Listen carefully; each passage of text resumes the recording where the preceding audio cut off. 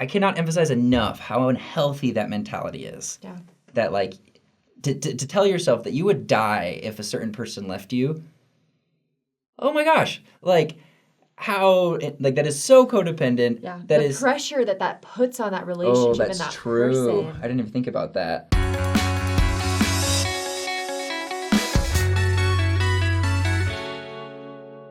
We're gonna talk today about about toxic relationships. We want to talk like friendships and like dating, even families, just kind of like what that means and how we can avoid those in our lives.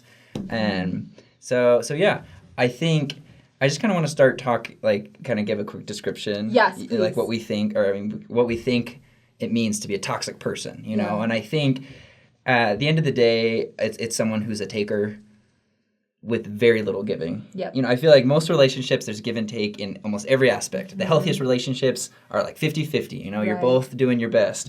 But a toxic person is somebody who just keeps on taking. Majority of the time, don't even know that that's what they do. Those are the worst kinds, who are oblivious to the fact that all they do is take and suck the life out of people. And we all, but then there's the people who are very conscious of it and are very manipulative, you know? Yeah. And so the idea of this episode is to just kind of help you identify like those relationships in your life, even in yourself, you know, if there's any, because we have that in ourselves sometimes, like toxic attitudes or things that we do. So hopefully we can identify some of that and maybe talk about how we can improve, you know, whether escape those relationships or improve that in ourselves. Absolutely. And this is like definitely a more serious topic, so we're not going to be like making all these jokes. But I really want you guys to think and reflect, because prior to this episode, we were just talking in preparation before filming, and I was like, well, I've never really like been in like a toxic relationship, because I was thinking dating wise, but when Justin was like talking more about like what it meant to him, I was realizing like it doesn't have to be a huge thing for it to be a toxic relationship. Sometimes it is just a person who anytime they turn to you, it's just because they need something. And so it's not, I think there's different like levels of like how toxic they are. Right. But whether you have someone who's really in your life that it's really a serious situation, or if it's just like you see it starting to appear, we want to talk about that. Right. I think the biggest problem is within the church is you have this mentality of service, which is really healthy. Yeah. Serving others is really, really good. But then, I don't know about you, but when I was a kid, I took it almost as if like, not only like should I help people, but like you just can't say no. It's like it's your job, it's your responsibility to be there for anybody who needs you. You know, otherwise you're not Christ-like. Exactly. Right? But then what I started to see, I didn't really notice it when I was younger, you know, like in middle school, but in high school is there were kids who were lonely, who didn't have a lot of friends, so I would reach out to them. Right. You know, like sitting alone in the cafeteria, awesome, I'll go sit next to him, talk to him. And so I felt like I was being very Christ-like, and then they would kind of cling to you.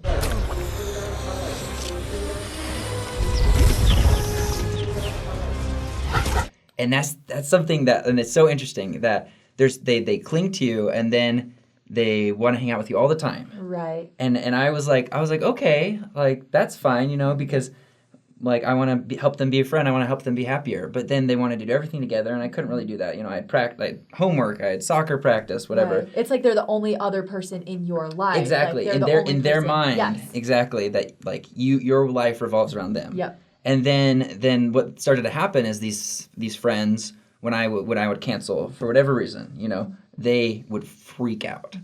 And at first it's like, okay, first it wasn't like, oh my gosh, it was just simple things like a text like are you serious? Like I thought you were my friend, you know? And I'm like, whoa, dude, like I literally hang out with you all day at school and stuff, and I've got to go do something with my family, like it's no big deal, you know? But they would literally take it so personally and hurt.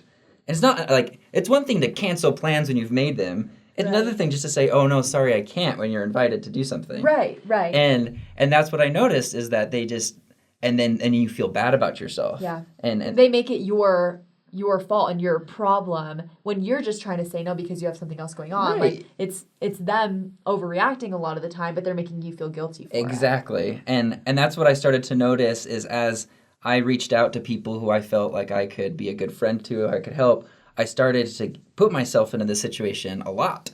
Yeah. Where and the reason that I made the distinction, the moment where I kind of changed my perspective, is when I had 2 or 3 people who are my friends, who all had that mentality, who were all pulling at me in different directions, and it was just too much. You're such a giving, kind. Like Justin is seriously one of the most selfless people. His personality is just like so outward. I feel like it's people like with your personality type that get into that kind of situation. Right, it's very common. You feel like you just need to give and help everybody. Well, and once again, leading back to the church, I would come home at the end of the day, stressed out of my mind because I felt like I was ruining their lives. I felt like it was my fault they were sad now because I wasn't hanging out with them, I wasn't helping them be happy, and then I'd read the scriptures and stuff, and all I would see was keep serving, just pray, you'll be stronger. I just couldn't get over the fact that, like, this is what I thought God wanted me to do.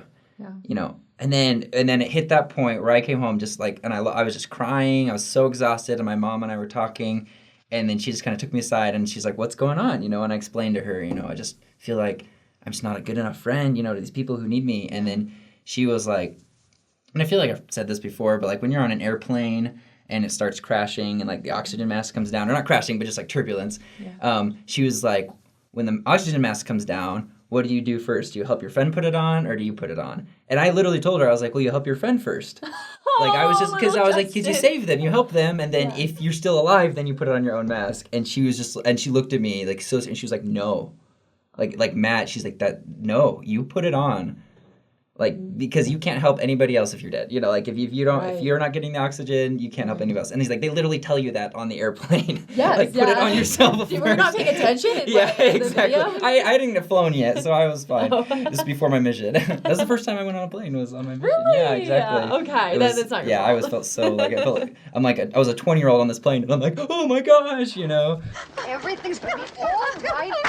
Sister, please, I'll handle this. Were you scared? I was terrified. Oh it was so funny. Yeah, so my mom was just really intense, and I'm like crying and stuff because I'm like, wait, what do you mean? I can take care of myself? And then we really good conversation, and my mom just really kind of helped coach me through life, kind of for the next couple months, even like just like helping me understand how for me to be happy first. And so I said, I kind of like said no, like kind of cut those relationships out, like, yeah, if we're at school, if I see you, we'll hang out. Yeah. But I made it like when I came home, I'm safe, and I focused on my hobbies and what I enjoyed. I focused more on my music, like piano, and I started making like my own videos and stuff, and my happiness factor increased significantly. And props to you for doing that, because I feel like that can be the hardest thing to do, is because when you take time for yourself, sometimes you feel like you're being selfish, and I shouldn't be doing this. There's more I can be doing. So that's honestly, I feel like one of the hardest things to do, especially when there are people who you feel like are relying on you. But it's so important. It's essential. You need to be able to know yourself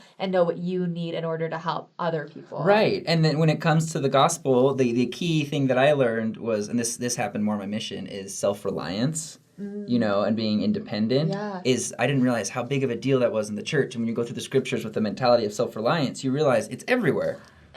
All God is telling us to do is how to be strong, is how to do what we need to do. Don't give a crap what anyone else thinks, and that's what the scriptures are teaching us. That just was a huge change in my life, huge turning point. Yeah. And I think not only did that help me like in just my friendships and stuff, but then it comes to like dating. Oh yeah. Because because that's the first thing that comes to mind when you hear toxic relationship. Mm-hmm. You think of like abusive or manipulative significant others. And I haven't had a lot of experience with that. I don't know. I haven't either, but I know we definitely see it, and sometimes we can see it in people that we're close to, like friends or family members, whether they're the ones that are having toxic tendencies or if it's their significant other. But I think it's hard, too, when you're outside of this situation. I feel like it's a lot easier to see than when you're in it. Right. So what do you think? Like, what if you see someone in some kind of toxic relationship? Like, what's the advice that you get? That's really hard, actually. I mean, if you guys have any ideas in the comments, that would help a lot. Yeah. I think the biggest thing is like recognizing those signs, and like anybody, when anybody does anything to make you feel bad about yourself, Yeah. Especially a significant other. Yeah. That's a giveaway, you know, that there's something wrong, you know, if it's just a little, like if they're just teasing you or whatever, it makes you uncomfortable, okay, like not too bad, but just pay attention. But if they're going straight out and like if you do something that they don't like and they make you feel so bad about yourself on purpose, and if you go to hang out with your friends and they're like, oh, do you not love me? You like your friends more than me. Especially for little things like that. Like I was thinking there's a girl that I used to know. I worked with her, but when I didn't answer the phone from her, she would text me, be like, oh, guess you're too busy for me, ... ha ha. And it's like, I was like... playing it off with the ha ha is the worst. I'm so confused. I was like, I feel horrible, but like, she would call me for like, it would be like an hour or 2 hours every day. And she was my like coworker. I was like, I already, Yeah, so it was like just really intense. So I feel like that's a definite sign that, especially if it's like a little thing for other people, which is like just missing a phone call or not texting back quickly enough, if somebody is responding in a very like huge way about something small, that's a definite sign of like a toxic relationship. Right. And so then the question is, how do you get out, you know, or how do you change the situation you're in, which I recognize it's so hard to do. Like, you'll feel one way, you feel bad or upset and you're not happy in a relationship, but to actually get out of it, to do something about it, is so hard, because if you cut someone out, you've left this hole, and you will sit in your room by yourself watching Netflix and crying about them because you miss them. I'm exaggerating, but you know, you get the point, the visual there. Because you love this person at this point. Right, exactly. Like, it's a weird situation because it's not a two-way street where you feel like you're giving, but when you give so much to someone, you start to care for them deeply. And so let's say you've broken up with someone, like you've had the courage to leave someone who you know is toxic and unhealthy for you, you're gonna miss them. Yeah. You're gonna sit there like really sad because they're gone. And so the best advice I have or can give, you know, is like, you have to fill that hole. Yeah. Like, you cannot, and I'm not saying just go and get a rebound, you know, person. It's you got to fill that hole with what you love, you know. Like, just dive into who you want to be, to who you are.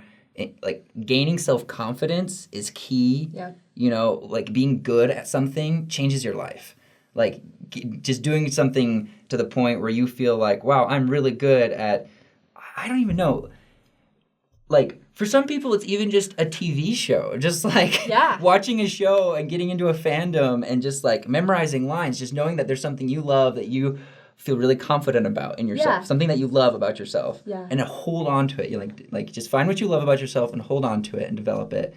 Because you can't rely on other people for your happiness. Absolutely. Like, absolutely. Other people are going to be there to help you. You know, we're here to help you. But, like, at the end of the day, like, there's these two phrases or like these ideas, and we'll kind of finish up with this. It's just like when you're in like when you're in love with someone and you're dating them, or like in movies you hear this or whatever. But like, people will say like, oh, I would die without you, like, or if you left me, like, it would be the end of the world. Right. You know, and I get, like, obviously you're probably being a little dramatic, you know, being like just trying to emphasize how much you care about them or want them in your life. But I cannot emphasize enough how unhealthy that mentality is. Yeah. That, like, to tell yourself that you would die if a certain person left you. Oh my gosh. Like, how, like, that is so codependent. Yeah. The pressure that puts on that relationship and that person. I didn't even think about that. Yeah. Like, or there's another saying that people say, it's like, you'll never find anybody who loves you as much as I do. And then that's something that a manipulative person could say to manipulate the person into staying into the relationship. Because that's fear. Yeah. You know, because you're literally saying to them, you want them to be afraid. Yeah. And that's so unhealthy to instill. I didn't even think about that. To instill that fear in your significant other, to try to manipulate them into staying with you. Right. Wow. I didn't even think about that. It's very deep. So I guess, really deep. Like, we want you guys to maybe think in yourself, like, if you've said any things like that, if you've done any things like that, and just really self-evaluate on how you can stray away. Of course, love someone and, like, serve someone, and, like, it makes sense to want someone in your life, to need them in your life, to be successful. So, like, of course, that's what happens in a marriage. You know, you rely on each other, you do your part, but heaven forbid your significant other leaves you, passes away. I don't know what life will go on, and I think it's really important that we learn that in every aspect, whether it's just like with a friendship that doesn't go south, or the death of a loved one. Yeah. in that whole spectrum, like, the gospel gives us the strength to know who we are. We are a child of God, with infinite potential. We literally heirs to thrones, kingdom, principalities, powers. Like, that's who we are, independent of anyone else. Yep. So 100%. So I hope maybe that helps. I mean, we're not like experts on it. Right. This is just speaking from our experience, but it is, I think, more common than people think. Like, you hear toxic relationships and you're like, whoa, like, that's like... Right. I've never been in something like that. But there's just little things that maybe you could pay attention to. And, and leave us any comments if there's any questions, ideas, I guess. And please like, subscribe. You guys are the best. Yeah. The channel just keeps growing and it's so fun. So I'll see you guys. Bye.